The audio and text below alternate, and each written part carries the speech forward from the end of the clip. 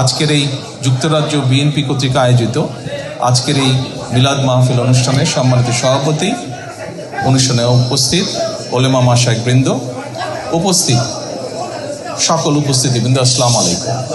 বহুদলীয় গণতন্ত্র প্রতিষ্ঠিত করেছিলেন। ঠিক একইভাবে পরবর্তীতে বিভিন্ন সময় বিভিন্ন ষড়যন্ত্রের কারণে বাংলাদেশের গণতন্ত্রের গতিকে প্রতিরোধ করা হয়েছে। গণতন্ত্র প্রতিষ্ঠা করতে গিয়ে মানুষের অধিকার, রাজনৈতিক অধিকার, মানুষের কথা বলার অধিকার প্রতিষ্ঠিত করতে গিয়ে বাংলাদেশ জাতীয়তাবাদী দল বিএনপি এবং এর বাইরেও বহু রাজনৈতিক দলের নেতাকর্মী, এমনকি সমাজের বিভিন্ন শ্রেণী পেশার মানুষ শহীদ হয়েছেন, আত্মাহুতি দিয়েছেন। বহু হাজারো লক্ষ মানুষ বিভিন্নভাবে ক্ষতিগ্রস্ত হয়েছেন, পঙ্গুত্ব বরণ করেছেন। বিশেষ করে বেশি দিন আগের ঘটনা, 1 বছরও হয়নি, বেশি দিন আগের ঘটনা নয়। আমরা যদি জুলাই আগস্ট মাসের সেই আন্দোলনের দিনগুলোর কথা মনে করি, তাহলে আমরা দেখতে পাবো কি হারে সেই পলাতক স্বৈরাচার, সেই স্বৈরাচার ক্ষমতাকে ধরে রাখার জন্য কি হারে মানুষকে হত্যা করেছে, কি হারে বহু মানুষের সারা জীবনের দৃষ্টি কেড়ে নিয়েছে, কিভাবে বহু হাজারো মানুষ কিভাবে ক্ষতিগ্রস্ত হয়েছে, শারীরিকভাবে পঙ্গুত্ব বরণ করেছে। জাতিসংঘের হিসাব মোতাবেক 66 জন শিশুকে হত্যা করেছিল তারা। প্রিয় উপস্থিতিবৃন্দ, উপস্থিত সম্মানিত ওলেমা মাশায়েখ বৃন্দ, একটু পরেই আমরা দোয়ার জন্য আল্লাহর দরবারে হাত তুলব।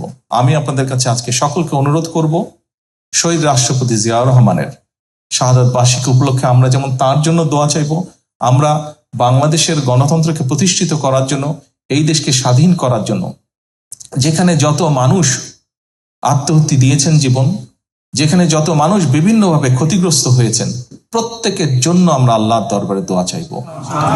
এখানে আমরা বহু মানুষ উপস্থিত আছি যাদের আপনজন, বিভিন্ন জন আপনজনকে আমরা হারিয়েছি, বিভিন্ন জন হারিয়েছে আপনজনকে, যারা এই মুহূর্তে আমাদের সাথে নেই, এই দুনিয়াতে নেই। আমরা সেই মানুষগুলোর জন্য আমরা আল্লাহর দরবারে দোয়া চাইব।